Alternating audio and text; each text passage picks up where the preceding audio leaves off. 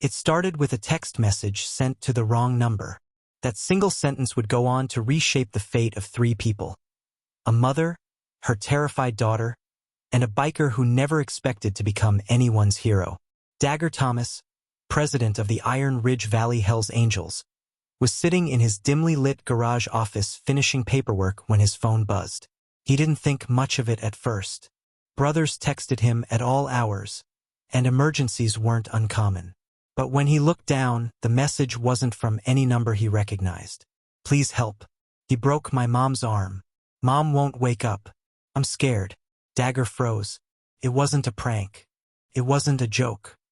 He'd seen desperation before, heard it in voices, watched it in people's eyes, and somehow, those 12 shaky words carried the weight of genuine fear. He dialed the number instantly. A child answered.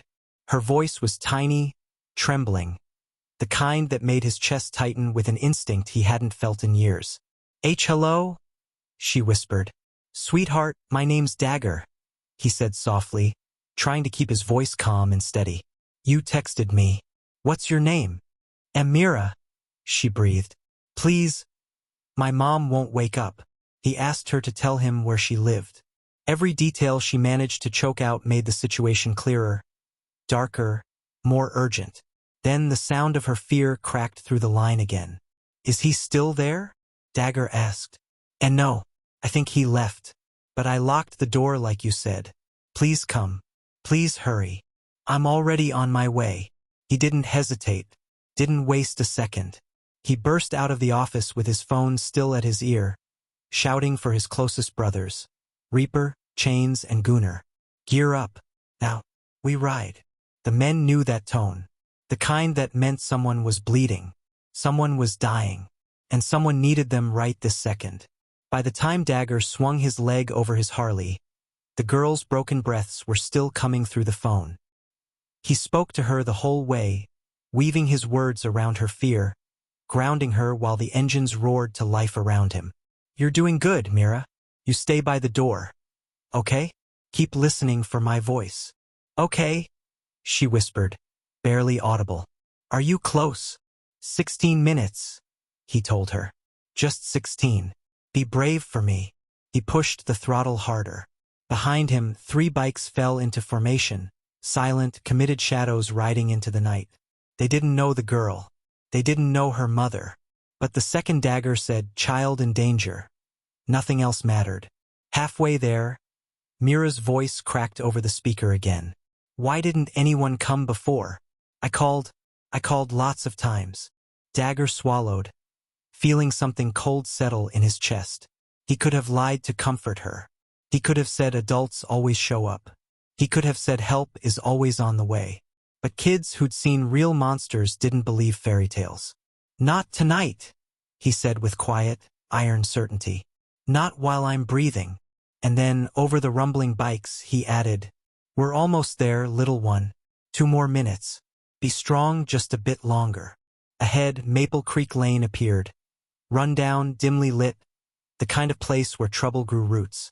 And as the 4 motorcycles roared toward the sagging house at the end of the street, Dagger felt the air shift.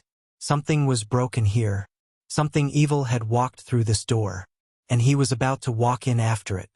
Dagger killed the engine before he even fully stopped, letting the bike roll the last few feet in silence. The other 3 riders followed suit, boots hitting gravel in near-perfect unison. The house ahead of them looked exhausted. Paint peeling, porch sagging, lights off except for a faint glow seeping through a cracked window. He kept his phone to his ear. Mira? We're outside. A shaky breath answered him. I hear you. Are those motorcycles? That's us, Dagger said. I'm walking to the door now. You unlocked it like I told you. Why yes, but I put the chain on. I'm scared. You did good, he assured her. Don't open it yet. Just stay behind it. Reaper and Gunner took positions on either side of the porch. Chains stayed at the foot of the steps, watching the street for any sign of the man who had done this. Dagger knocked once. Firm but not loud enough to scare her. It's me, sweetheart. Open the chain slow. They heard the faint jingle of metal. Then the door cracked open. A small face peered out, the kind of face that should have been smiling in a classroom somewhere, not shaking in the dark with dried tears on her cheeks. She was maybe 8, skinny, eyes too wide for a child. When she saw Dagger's cut, the black leather vest with the Hell's Angels emblem, she didn't flinch. She stepped back to let him in. The smell hit him immediately. Stale beer, blood, and fear. The living room was a wreck. A lamp on the floor. Picture frame shattered. A deep dent in the drywall where someone's head had been slammed. "Where's your mom?" Dagger asked gently. Mira pointed toward the bedroom with a trembling hand. "She won't wake up. I tried shaking her. I didn't know what to do." "You did exactly the right thing by texting me," he said. "You saved her life." As he walked further into the house, Gunnar followed close behind, scanning everything like a hawk. In the bedroom, Dagger found Mira's mother slumped halfway off the bed, arm twisted unnaturally, face bruised and swollen. He crouched beside her and checked her breathing. It was shallow but steady.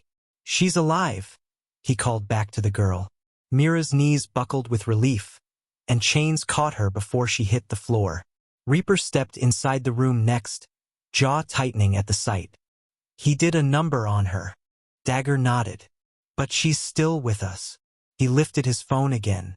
"Mira, sweetheart, come here for a second." Chains gently walked the girl closer. She stared at her mother, tears spilling over. "Is she gonna die?" "No," Dagger said firmly. "Not tonight." He picked up his phone, dialing 911 with his free hand. He didn't sugarcoat anything for the operator. Within seconds, paramedics were on the way. But Mira tugged on his vest lightly. What if he comes back?" Reaper knelt in front of her, voice steady as steel. "Then he'll have to get through us." A knock rattled the back door suddenly. Mira jumped. Chain's hand went to the handle of his knife. Gunnar moved silently toward the kitchen. Reaper positioned himself between Mira and the sound.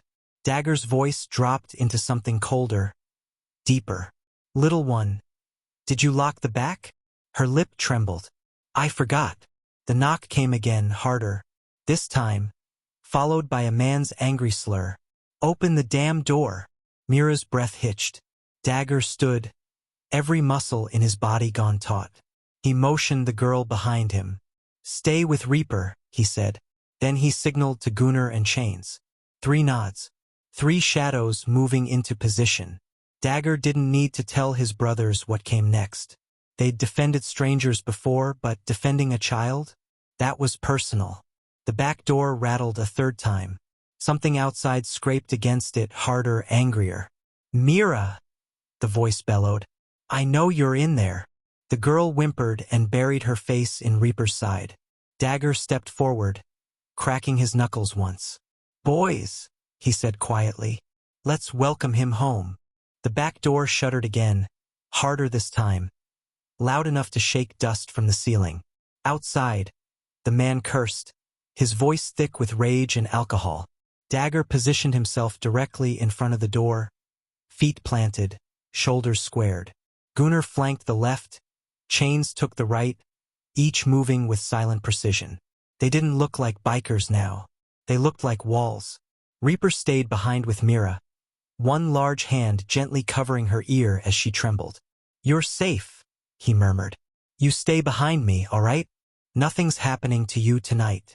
Another slam against the door. "Mira, you open this damn door right now." Dagger's jaw flexed. The man's voice alone told a story: entitlement, cruelty, the kind of person who expected obedience through fear. He could hear the man fumbling with something metallic. Keys? A tool? Hard to tell. But when the deadbolt nudged inward, Dagger's patience ended. He stepped closer and called through the door with calm, lethal clarity. "She's not opening anything for you." There was a beat of silence, just confusion on the other side. Then, "Who the hell are you?" "The man standing between you and a terrified child." A low, ugly laugh slurred through the wood. "Get away from my house. This is my family. My business." Dagger's voice dropped lower. "You made it our business when you touched her." A metallic crack. Kick. Then a violent shove that forced the door inward an inch before the chain caught it. Gunnar leaned close to Dagger. "Boss, he's coming through one way or another." Dagger nodded once. "Not before we control the room." The three bikers exchanged a look. They'd done this dance before: bar fights, ambushes, club raids. They didn't need words. Another kick. The chain strained. Screws whined. Mira whimpered. Reaper pulled her close, whispering, "Don't look. Don't you dare look." The door gave one more angry lurch, and the chain ripped clean out of the frame. It flew open. The man stumbled forward, drunk fury propelling him straight into the house. Tall, broad, wild-eyed, reeking of liquor. His fist was clenched around a wrench. But he didn't get 2 steps before Dagger moved. He caught the man by the shirt, slammed him back against the wall so hard the drywall cracked. Chains took the wrench. Gunnar pinned the man's arm. The intruder roared and thrashed. "Get off me! I'll kill you!" "You'll do nothing?" Dagger growled, pressing a forearm into the man's chest. "You so much as breathe wrong in this house again, and I'll introduce you to the concrete outside." The man's eyes darted wildly until they landed on Mira. Pure venom twisted his face. "You little brat!" Dagger slammed him against the wall again, knocking the words out of his lungs. "You don't speak to her," he snarled. Police sirens echoed faintly in the distance. Closer. Fast. Gunnar tightened his grip. "Cops are almost here." The man spat at the floor. "You think I'm scared of?" Chains shoved him toward the kitchen table, forcing him face down. "You should be scared of what you did," he said coldly. "And what happens next?" Dagger stepped back, ensuring Mira couldn't see the violence. Not the pinned man, not the blood trickling from his forehead. She'd seen enough tonight. Instead, Dagger knelt in front of her. "It's over," he said softly. "He's not touching you or your mom again."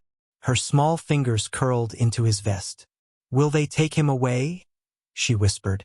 "Yes," Dagger said. "And we'll make sure he stays gone." Blue and red lights flashed through the windows. The cops arrived at the door a moment later, guns drawn, only to find the Hells Angels already holding the abuser immobile, weapon confiscated, scene contained. "Officers," Dagger said, stepping aside without surrendering authority. "We were responding to a child's emergency message. Mother's injured in the bedroom. Suspect forced entry and came at us with a weapon." The man sputtered, "They attacked me." But Gunnar cut him off with a look colder than winter. "Tell that story again after they test your blood alcohol level." The officers surveyed the scene. Broken door, the terrified child, the unconscious woman, and didn't ask another question before cuffing the man. As they dragged him outside, Mira clung to Dagger's vest again and whispered, "Thank you." He placed a hand on her back, steady and warm. "Sweetheart," he said softly, "you're safe now, and we're not leaving until your mom is too." The flashing lights turned the front lawn into a shifting wash of blue and red, but inside the house everything felt muted, thick, heavy, like sound was traveling through water. Reaper kept Mira close, shielding her from the worst of the chaos.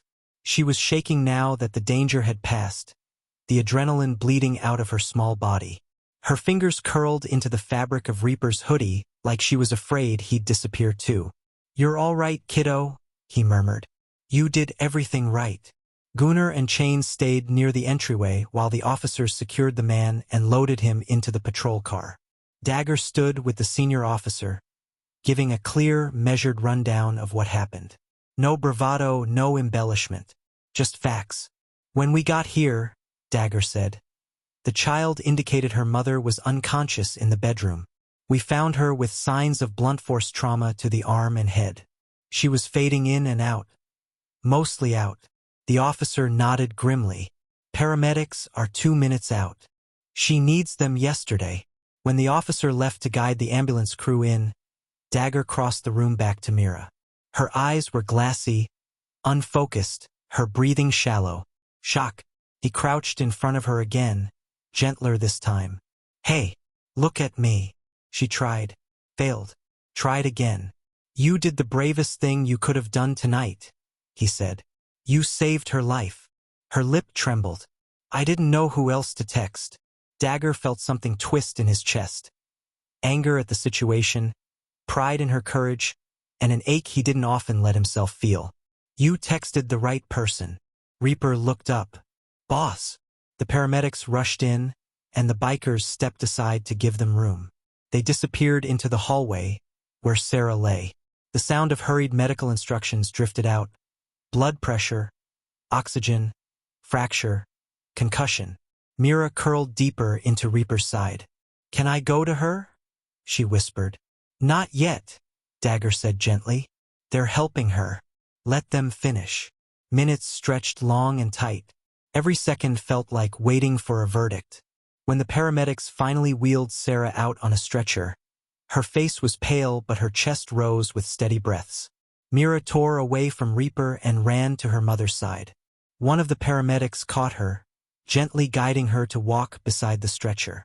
"Mom," she whispered. "Mama, I'm here." Sarah stirred barely, but her eyes fluttered open long enough to see her daughter. "My baby." Then she was unconscious again, but alive. Mira clutched the stretcher rail with both hands, tears slipping silently down her face. The paramedic's voice was soft. "She's stable enough for transport. You can ride with us, sweetheart." Mira looked back at Dagger, uncertain. Were these men, these strangers, really allowed to go with her? Were they allowed to care? Dagger gave a slow nod. "Go with your mom. We'll follow right behind." Reaper stepped forward. "You want one of us in the ambulance with her?" But the paramedic shook his head. "Only room for the child." Mira hesitated again, torn between staying with the men who had become her shield and going with her mother. Dagger rose to his feet, closed the distance, and rested a steady hand on her shoulder. "You stay with your mom," he said softly. "We're not going anywhere. We'll be at the hospital before the wheels stop moving." For the first time that night, Mira's fear eased into something new, trust. She nodded, wiping her face with the sleeve of her pajama top, and climbed into the ambulance beside her mother. The doors shut, the siren wailed to life, and the pavement lit up as the ambulance sped away. For a moment, the four bikers stood in silence on the curb, the cool air brushing against the heat still simmering in their blood. Chains let out a breath.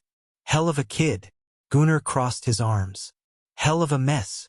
Reaper glanced at Dagger. "Boss, what now?" Dagger looked down the street where the ambulance had vanished. His expression hardened, not with anger, but with resolve.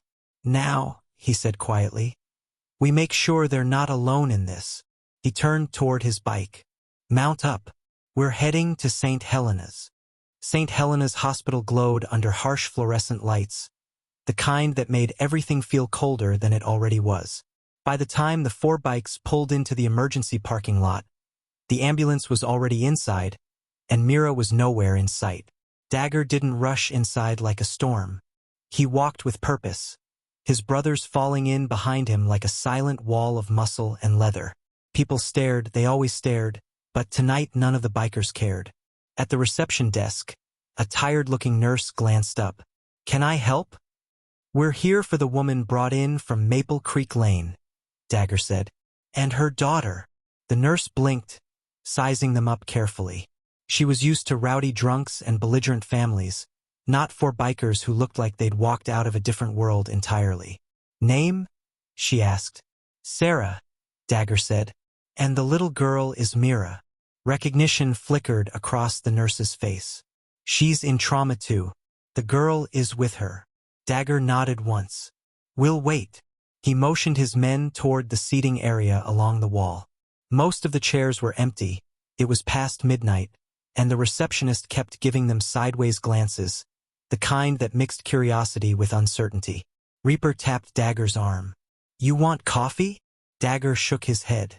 "Not yet," because he needed to be sharp. Clear. Ready. Minutes dragged. Some visitors whispered. A young man with a sprained wrist stared openly. An older man with a bandaged forehead muttered something about troublemakers. until Chains snapped his gaze toward him and the man suddenly found the floor very interesting. Finally, movement down the hallway caught their attention. Mira stepped out of trauma too, clutching a paper cup of water with both hands. Her eyes were red from crying, but she wasn't shaking anymore. When she spotted Dagger, her little feet carried her straight toward him. He stood to meet her. "How's your mom?" he asked. She woke up. Mira's voice cracked with relief. "They gave her medicine and a cast, and they said she's gonna be okay." Reaper let out a breath that sounded like he'd been holding it for an hour. Gunnar crossed his arms over his chest, shoulders easing. Chains muttered under his breath. "Good. Damn good." Dagger crouched a little to meet Mira's eyes. "You did it. Everything you did tonight helped save her." She blinked hard, but this time her tears didn't fall. Can you come see her?" The question landed differently. Quiet, hopeful, needy. The kind of question kids only asked people they already trusted.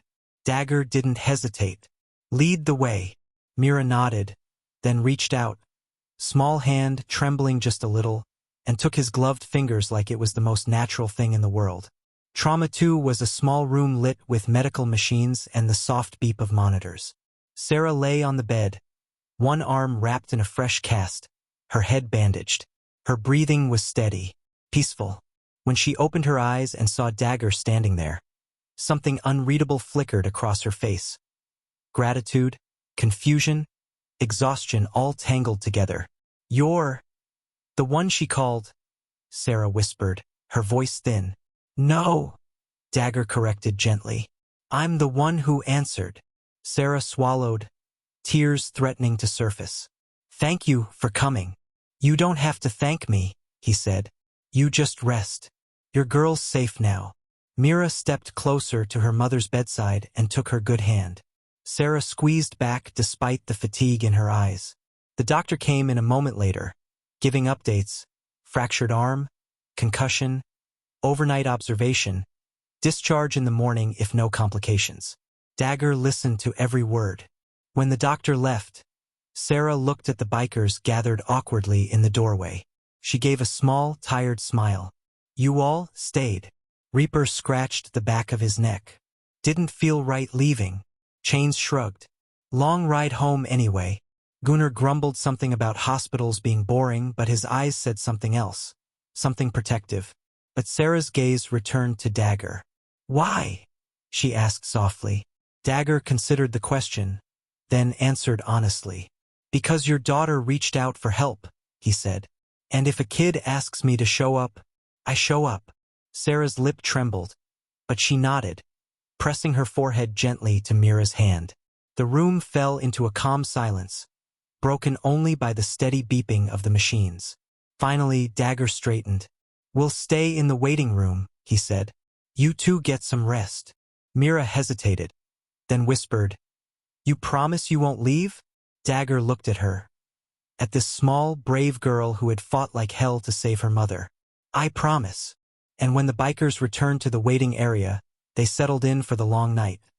Not because they had to, not because they were obligated, but because something had changed at that house on Maple Creek Lane.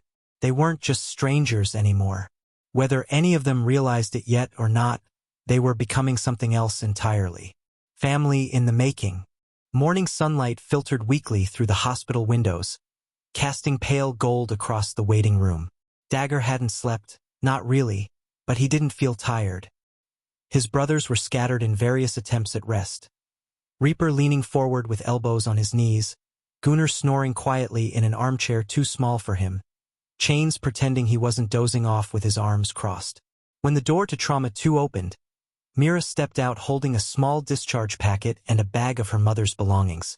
"She's ready," Mira said softly, but a tiny smile tugged at her mouth. "The doctor said we can take her home." Dagger stood immediately. "We'll get her there."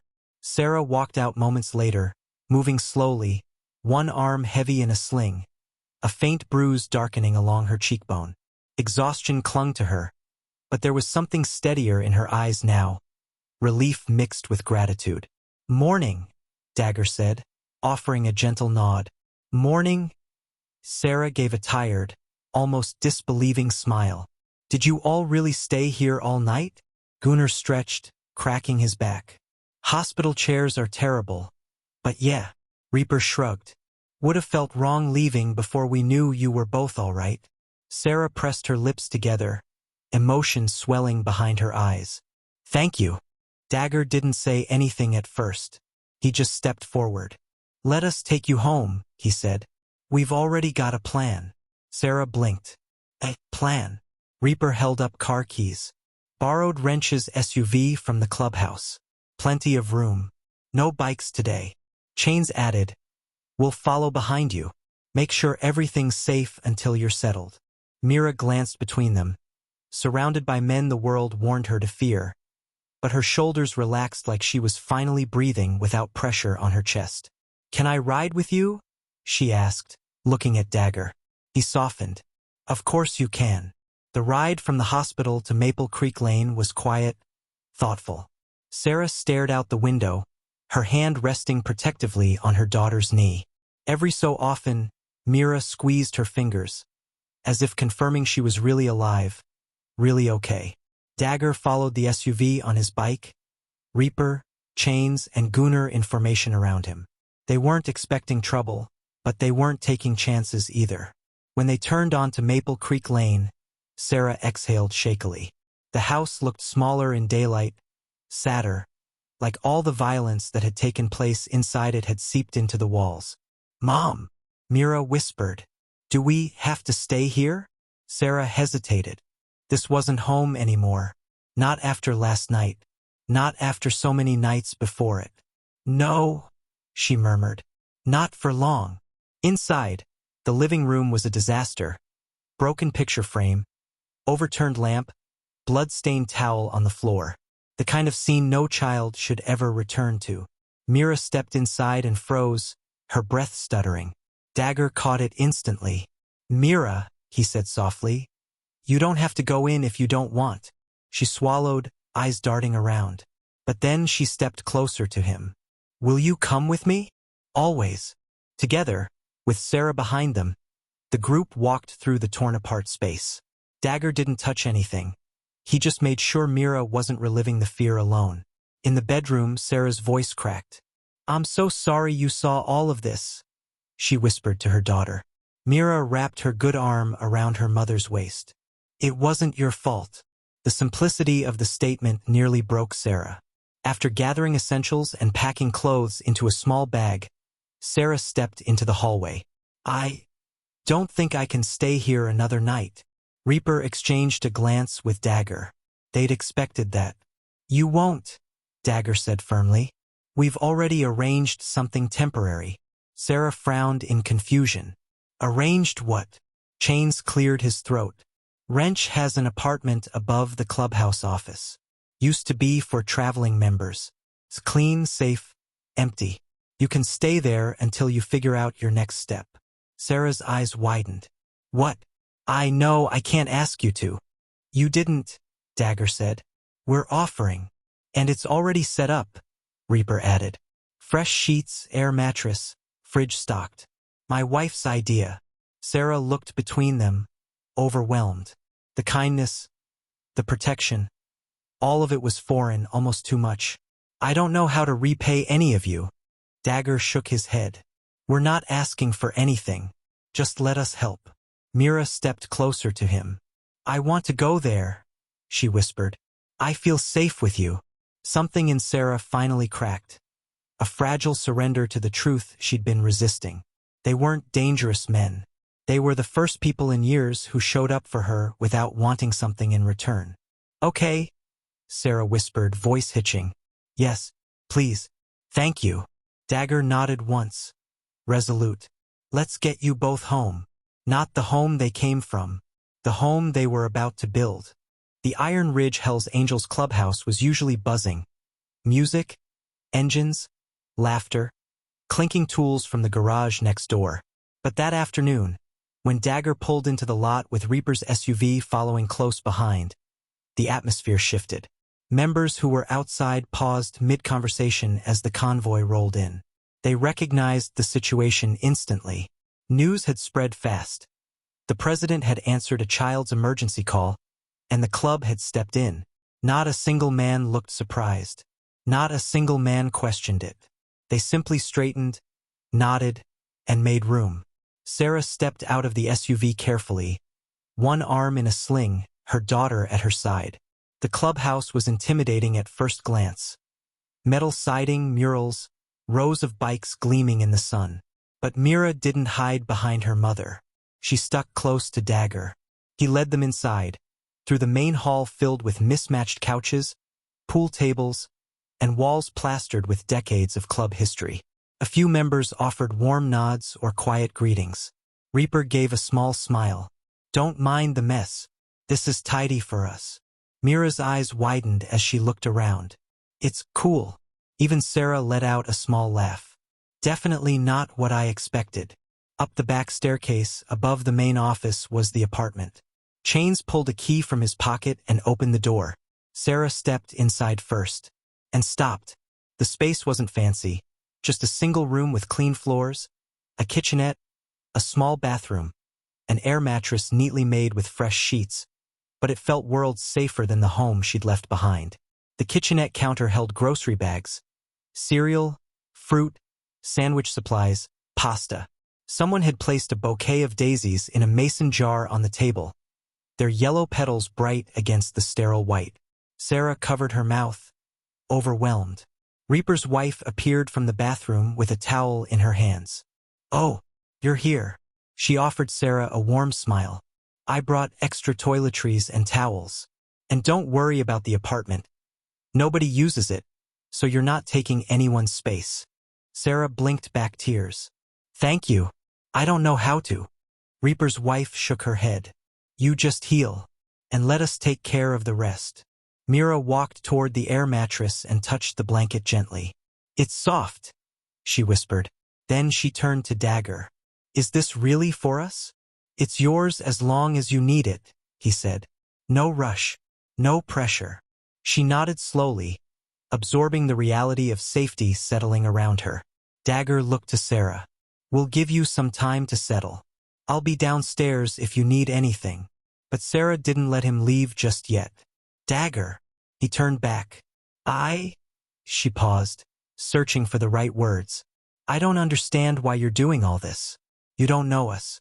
You didn't have to help." He met her gaze steadily. "You're right. I didn't have to." He glanced toward Mira, who was examining the flowers on the table with a small, tired smile. "But she called for help. And when a kid asks for help, that's not something I ignore. Not ever." Sarah swallowed hard, emotion tightening her throat. I don't know how to thank you." "You don't need to," Dagger said softly. "Just focus on getting better." Reaper clapped his president on the shoulder. "Come on, boss. Let them breathe." But before Dagger followed him out, Mira tugged at his sleeve. "You'll still be here?" she asked. "Not leaving." Dagger crouched to her level. "I'll be around every day. You just knock on the door downstairs if you need anything. You're not alone anymore." Her shoulders lowered with relief, and she nodded. When the men finally stepped out, closing the apartment door behind them, Sarah and Mira stood alone in their temporary sanctuary. The quiet wrapped around them, safe, gentle, undisturbed. Sarah sank onto the air mattress, her breath trembling. Mira crawled beside her and leaned against her shoulder. "Mom," she whispered, "are we gonna be okay now?" Sarah kissed the top of her daughter's head. "Yeah, baby, we are." Downstairs, Dagger stood at the bottom of the stairs, arms crossed, listening for any sound that might signal distress. His brothers fell into place around him without needing instructions. "This ain't temporary, is it?" Chains muttered. "No," Dagger said quietly. "I don't think it is." Because somewhere between that desperate text message and this quiet moment in the clubhouse, something had shifted. This wasn't a rescue. It was the beginning of a bond, a new life, a new family, and none of them fully understood it yet. Sarah didn't sleep the first night. She closed her eyes, curled protectively around Mira on the air mattress, but her mind refused to quiet. Every creak of the building made her muscles tense. Every murmur of voices from downstairs made her heart skip. The bruises on her back throbbed dully, but the deeper ache came from memory, the weight of years spent walking on eggshells, bracing for the next explosion. Around 3 a.m., a nightmare dragged her under.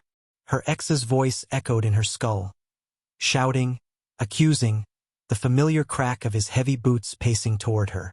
She saw him grab Mira's wrist, yanking hard, the child stumbling and crying. She heard herself screaming, helpless, unable to stop him. When she jerked awake, her breaths were ragged and her skin soaked with cold sweat.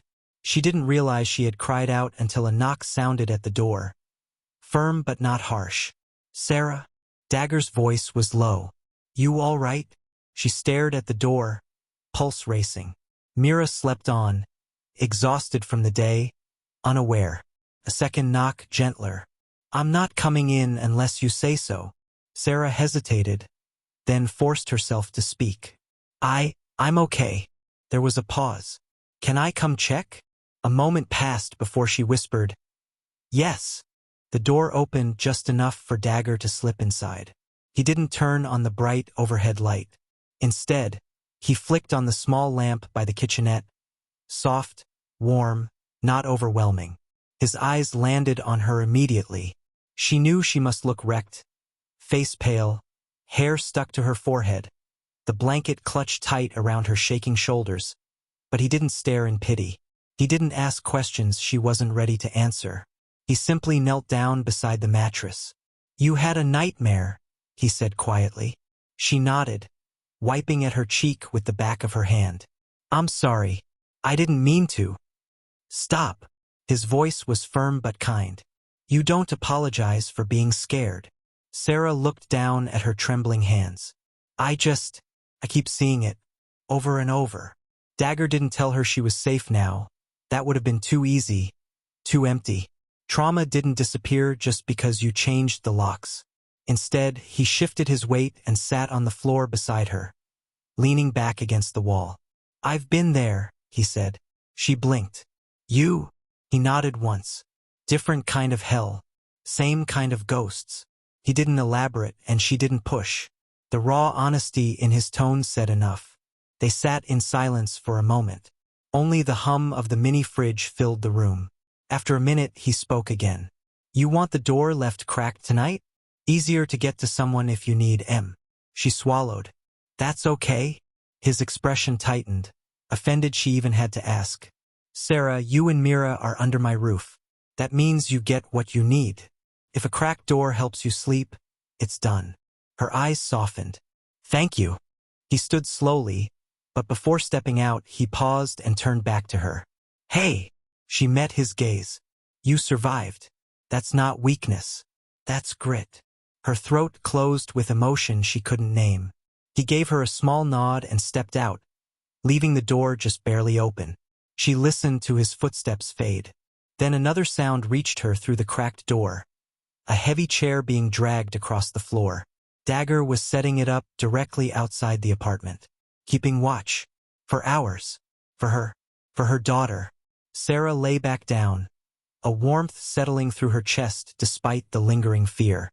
She curled her arm around Mira and closed her eyes again. And for the first time in years, sleep came without terror stalking its heels. Morning sunlight crept through the blinds of the apartment, soft and golden. Mira was the first to stir, stretching like a sleepy kitten before blinking awake. Sarah was already sitting up, watching her daughter with tired but gentle eyes. For the first time in a long while, the air around them didn't feel heavy. But the world outside their door had not forgotten them. And neither had the man who hurt them. Dagger had barely slept. He was still in the chair he dragged outside their door, arms crossed, boots planted, head tilted back just enough to rest but never fully relax. His eyes opened the second he heard footsteps in the hallway. Chains rounded the corner with a steaming cup of coffee. "You look like hell," Chains said. Dagger grunted. "I'm aware." Chains handed him the cup. "Thought you should know." Gooners covering the cameras. Reapers checking who's been sniffing around Sarah's old neighborhood. Dagger straightened. "Anything yet?" Chains hesitated. Yeah. Dagger's expression hardened. Spit it out. Cops found a busted door and blood in Sarah's apartment. No sign of the guy. Neighbors say he came back around 3 in the morning. Angry, drunk, breaking stuff. He was yelling her name. Dagger's jaw clenched. He's looking for her, Chains continued. He's not done. Dagger stood, the exhaustion in his body overridden by the familiar surge of adrenaline and instinct. He won't touch her. Not while she's here. Chains nodded. We're with you on that.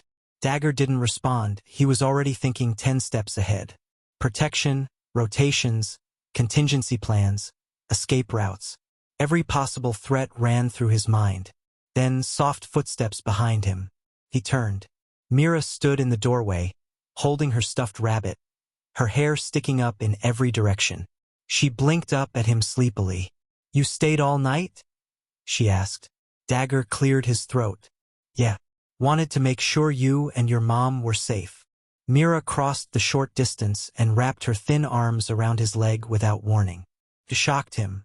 He froze, looking down at the tiny form pressed against him. Kids didn't usually trust men like him. Not ones covered in ink, wearing leather, radiating rough edges. But Mira didn't hesitate. Not even a little. Quietly, he rested a hand on her head. Sarah appeared at the door a moment later, eyes widening when she saw the unexpected hug. Embarrassment flickered across her face. Mira, sweetie, don't bother him. It's okay, Dagger said before Mira could pull away. Sarah swallowed, her voice soft. Thank you for everything. I know you didn't have to do any of this. I did, he said simply. You texted the right number. But the truth was more complicated. Dagger had helped people before. Victims, runaways, the desperate who had nowhere else to go. But this was different. Mira's small hand still clung to the side of his jeans. And Sarah's eyes, guarded but grateful, held a depth that stirred something inside him he wasn't used to feeling. Chains gave Dagger a look. One he pretended not to notice. A knock echoed down the hallway before anyone could speak. A sharp, impatient knock. Sarah flinched visibly. Dagger moved instantly, placing himself in front of both Sarah and Mira. His voice dropped to a gravelly whisper. Get back inside. Lock the door. Sarah nodded quickly, pulling Mira with her and closing the apartment behind them. Chains stepped up beside Dagger. You expecting anyone? Chains murmured. No, Dagger said, already reaching for the gun holstered at his back. The knock came again. Harder this time. Dagger exchanged a glance with Chains. Let's see who thinks they can knock on my door like they own the place, Dagger growled. They approached the entrance of the building together, boots echoing through the quiet morning hallway. Another thunderous knock sounded. Dagger threw the door open and found himself staring at a man in uniform, a police officer. But the expression on the officer's face wasn't calm professionalism. It was tension, urgency, fear. Are you Dagger Thomas? The officer asked. I am. The officer exhaled shakily. We need to talk. Now, it's about Sarah Jennings and the man who's looking for her. Dagger's blood went cold. Behind him, in the apartment down the hall, Mira pressed her ear to the door, and Sarah's heart pounded in her chest. Because deep down she knew he had found a way to escalate, and this wasn't over. Not even close. Dagger stepped outside, letting the apartment hallway door close behind him. Chains stayed close, arms folded, eyes locked on the officer with the kind of stare that made most men rethink their choices. The cop glanced between them, throat tightening. Name's Officer Rains, he said. I've been trying to reach Sarah Jennings since last night. She's safe, Dagger replied. You can talk to me. Rains hesitated. His hand brushed the radio on his vest. A nervous tick. I'd prefer to speak with her directly. It's urgent. Dagger took one step closer. The officer flinched. You can talk? Dagger repeated, voice low and unyielding. To me. Rains exhaled, realizing that if he wanted his message delivered, it had to go through the man in front of him. It's her ex, he said quietly. Andrew Becker. The name alone made Dagger's jaw tighten. He's been on our radar for months, Rains continued.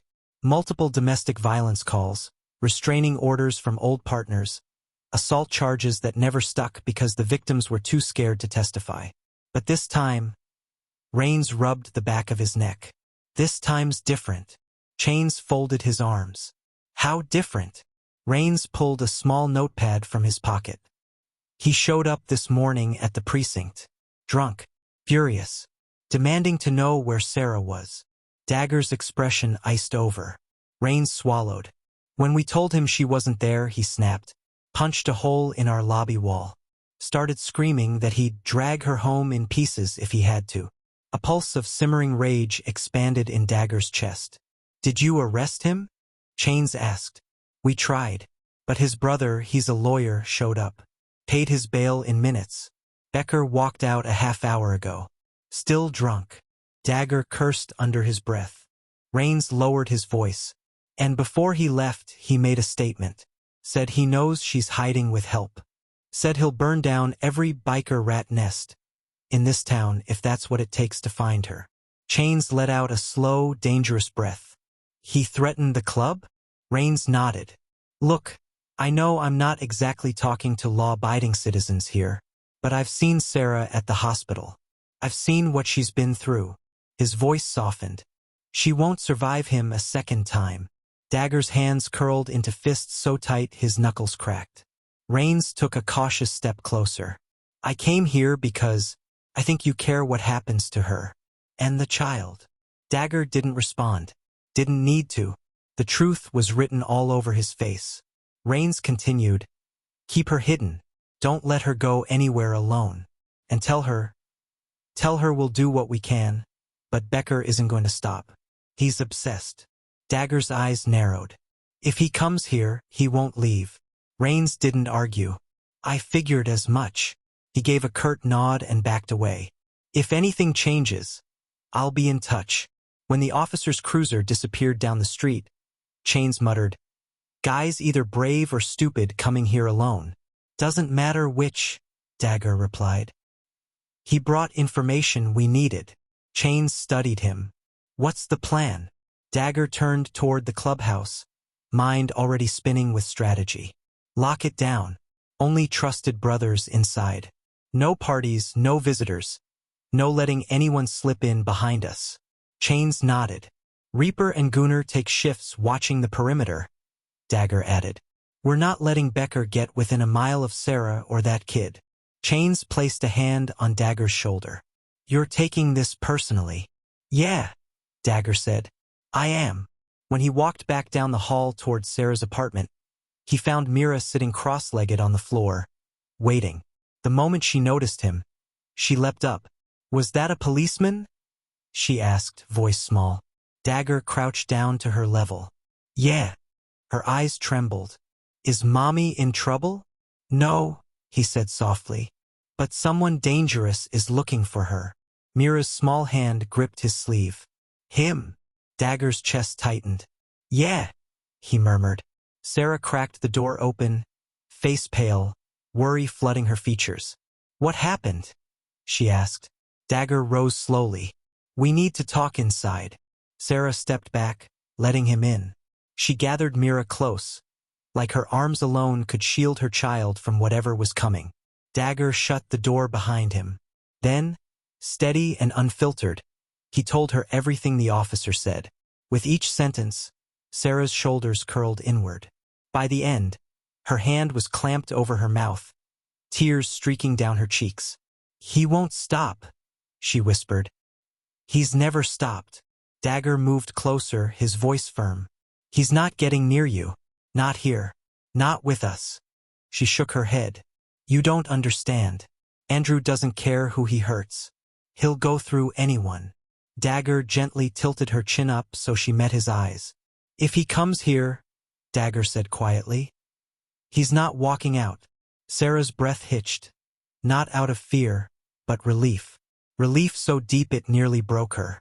Mira pressed against Dagger's side again, holding on to him like he was the only solid thing in her shaking world.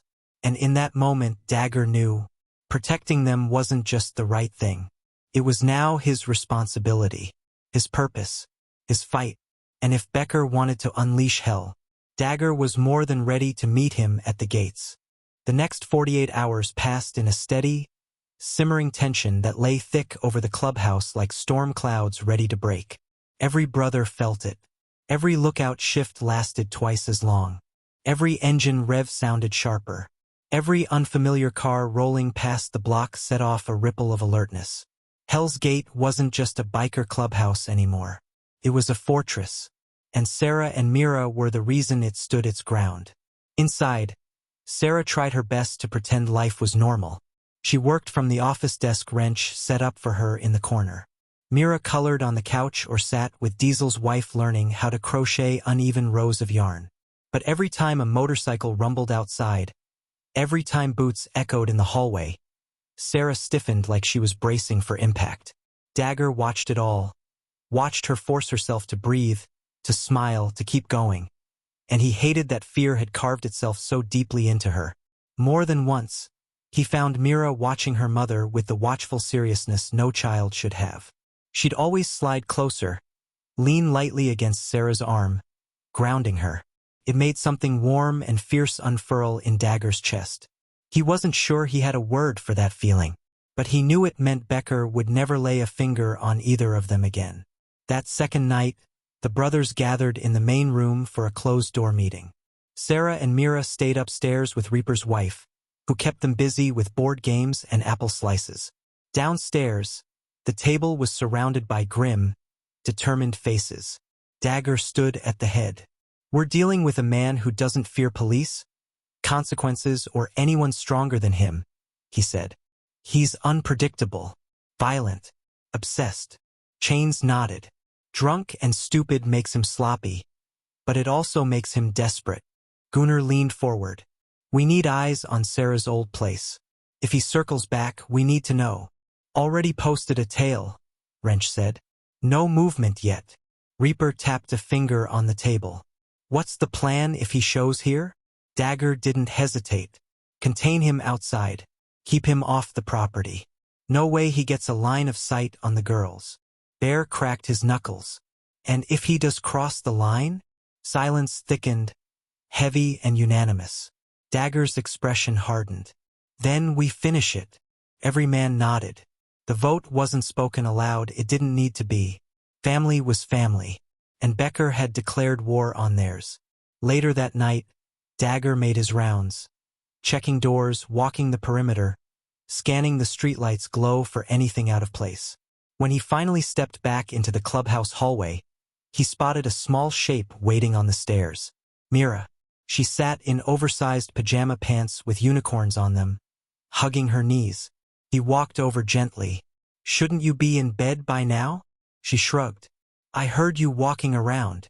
You should be sleeping, little one." She looked up at him with wide, earnest eyes. "I feel safe when I know you're here." The words hit him like a punch to the sternum. Soft, quiet, but devastating. He cleared his throat. "I'm not going anywhere." She seemed satisfied by that. Then her face scrunched thoughtfully. "Are you scared of him?" It was the question of a child who'd seen too much to believe adults were invincible. Dagger crouched down. "I'm not scared of him. But he's scary," she whispered. Dagger nodded. "Yeah, he is." Her fingers twisted in her pajama hem. "So how are you not scared?" He held her gaze. "Because I'm older," he said. "Because I'm trained.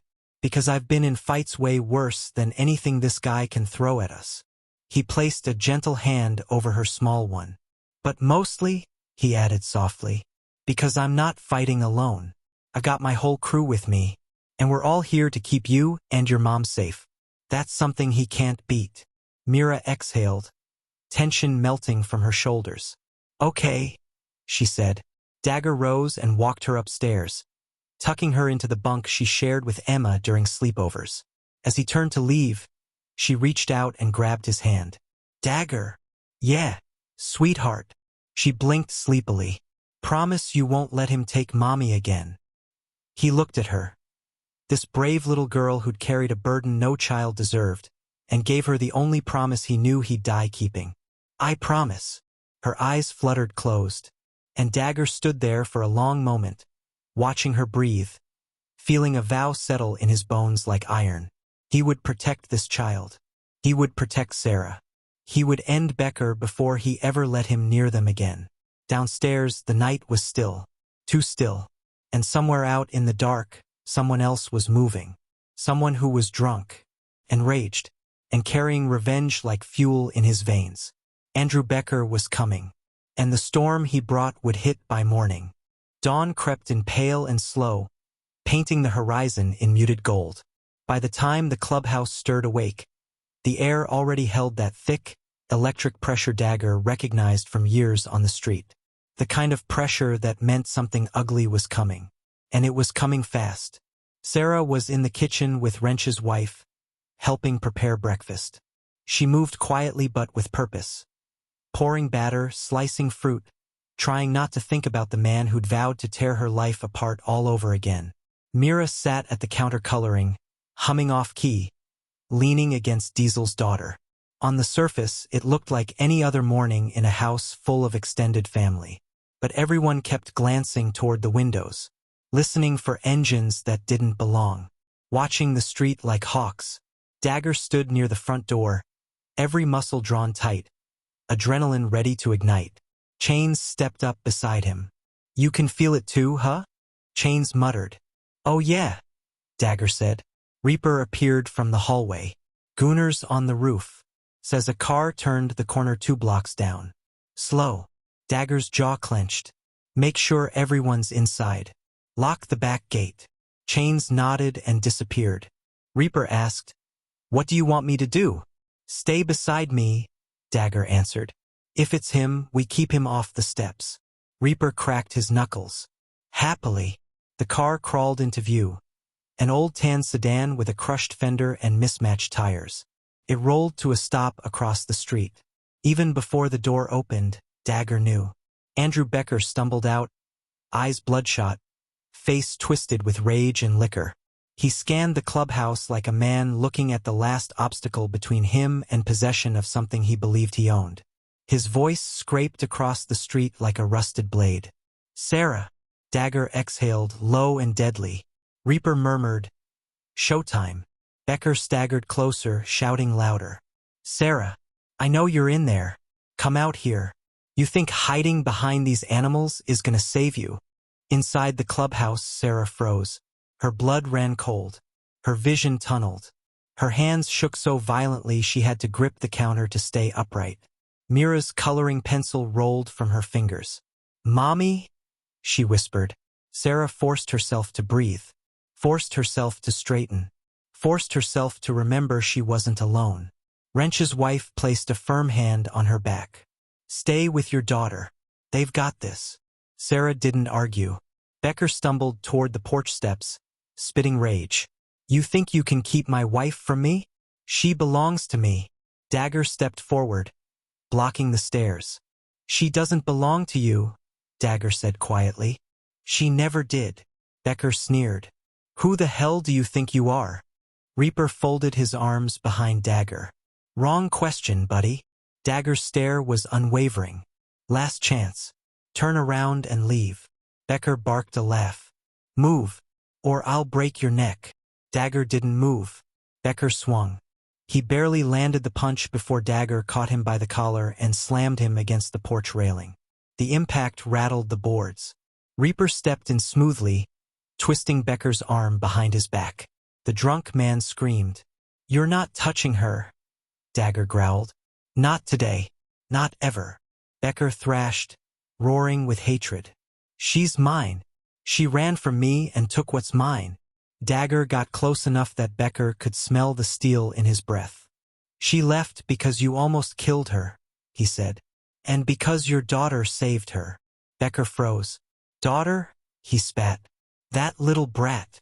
Dagger cut him off, voice sharp as a blade. "Choose the next word very carefully." Reaper tightened his grip. Becker snarled. "You don't scare me." "You should," Dagger said. Sirens wailed in the distance, growing louder. Officer Rain's cruiser rounded the corner first, followed by 2 more squad cars. Becker's eyes widened with sudden clarity. "No, no, no, let me go." "Let me go." But it was far too late. The officers leapt out and moved in. Rains took one look at Becker pinned between two bikers and shook his head. "Hands behind your back, Andrew. This is illegal," Becker howled. "They attacked me." Dagger stepped back, letting the officers take over. "He came at us first." Rains didn't bother hiding his disgust. "We got half the neighborhood calling in disturbances. They saw you assault a man on private property. Plus you're violating a protection order you were explicitly warned about yesterday." He sighed. "I told you this would catch up to you." As the cuffs clicked into place, Becker twisted toward the clubhouse door. "Sarah," he shrieked, "you think this is over? I swear to God." "Hey!" Dagger stepped forward so sharply every officer tensed. "You don't yell her name again. Ever." Becker lunged against the officers, but he was no match. His rage dissolved into frantic, pathetic begging as they shoved him into the cruiser. For the first time, he looked less like a monster and more like exactly what he was, a coward. Inside the clubhouse, Sarah stood in the doorway, trembling so hard she had to hold the frame for support. She watched the car pull away, Becker's muffled screams fading into the distance. Dagger turned and met her eyes. For a moment, neither of them spoke. Then Sarah stepped forward with slow, shaky steps. Her voice cracked. "It's over." Dagger nodded once. "Yeah, it's over." A sob escaped her. She covered her mouth, tears spilling freely. Mira ran to her, clinging fiercely. Dagger approached, stopping just short of touching her. "You're safe now," he said softly. "Both of you." Sarah looked up at him through tears, relief, grief, gratitude all tangled together. "I don't know how to thank you." "You don't have to." Mira tugged on his vest. "Can we go home now?" Dagger hesitated. "Home." Sarah wiped her cheeks. "She means wherever we're supposed to be now." Dagger didn't have an answer for that. But he knew one thing. Wherever they went next, they wouldn't be going alone. Weeks passed. The case against Becker solidified quickly. Charges piled up, testimony mounted, and for once, justice didn't slip through cracks.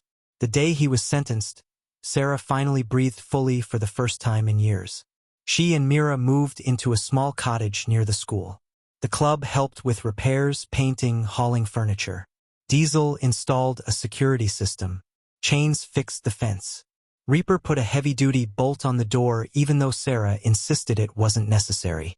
Dagger carried boxes and stayed late, assembling Mira's bed while she talked non-stop about her new room. Felt easy, natural, like he'd been part of their lives forever. Months turned into healing. Healing turned into peace. And eventually, peace turned into the life they were always meant to have. Mira flourished. Sarah grew strong again. And the club remained their family in every way that mattered. Dagger was at every school play, every science fair, every scraped knee, every milestone. He never missed a single one.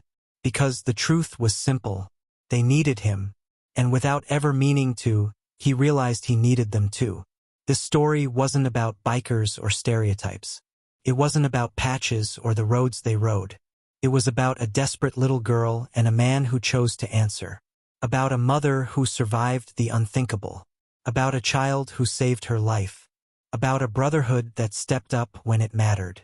And about how sometimes the right number isn't the one you meant to dial. It's the one that saves everything.